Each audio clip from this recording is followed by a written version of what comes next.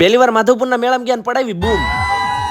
ખરા તડકાના ડાસા અંતાડીને આવી ગયા વીચ. જવાનું મેળામાં તો થોડા કાવડિયા તો જોશે. પજે નીરણને કાઢીને મોઢું કાથે આવી ગયા ગોડલા થાય. હજી ગાડીમાં બેઠા તો મોઢું ભડાકા નાખવા માંડ્યું. લઈ આવો દ્રાક્ષ. વાહ ક્યાં મુસ્કરાહટ. લાયા ઊની ફળ. કઈ વાંધો નહીં, આપણે પાસે બધા જુગાડે ટાટી કરીને ખાવા. લાવો નરેશભાઈ, તમારથી ગાડી નહીં હાલે. ગાડી તમારા ભાઈ ચલાવે. રાતે 8 વાગે પકડી દીધા ને જોતા જરાક મેળો કેવો. અમે તો મેળા પગી ગયા, પણ તમે આયા હો કે નહીં જરા કોમેન્ટ કરો. પગી ગયા માણસો દાય મેળા જેમ ઉભરાણું. અંદર આવી ગયા હવે જવાનું હસ્તકલા જો. પજ્યાને ખંભો પકડી રાખો એટલે ખોઈ ન જાય. અહીંયાથી અલગ અલગ રાજ્યોની પ્રખ્યાત હાથથી બનાવેલી વસ્તુ. બાપો જીજે તેર વાળા બૂમ પડાવે. ચાદર લઈને આવી ગયા. તરસ લાગે તો અંદર પીવાનું પાણી મળી જાય. અહીંથી એન્ટ્રી લેવી એટલે ગુજરાતી ની આવી જાય ફેવરિટ જગ્યા. ગરબા લવર ને ઉપાધિ નથી. મોટો જબરું ગ્રાઉન્ડ આપ્યું. આ બધું તો ઠીક, હવે જવાનું અસલી મેળા. નામ ખબર પડી ગયું કોમેન્ટ કરવા. રમઝટ બોલાવે એવું કેટલું, પણ ગરદી જોઈને લાગે આજનમાં વારો નહીં આવે. ફાઇનલી એક જગ્યાએ મેળ પડી ગયો. મારા ગરીબ મિત્રો માટે લઈ લીધી ટીકી. ઉપર ચડી ગયા ને આપણે બેવાનું હુડકા. ઘડીક તો જીવ જીબડો બધું બાર હોઈ ગયું, પણ જાન બચી તો લાખો પાઈ. ટાઈમ તો અહીં ખસકાવાનો આવશે સીધા કાલ દિવસે. ફોલો કરીને રાખો, કાલ દેખાડો તમને માધવપુર નો મેળો.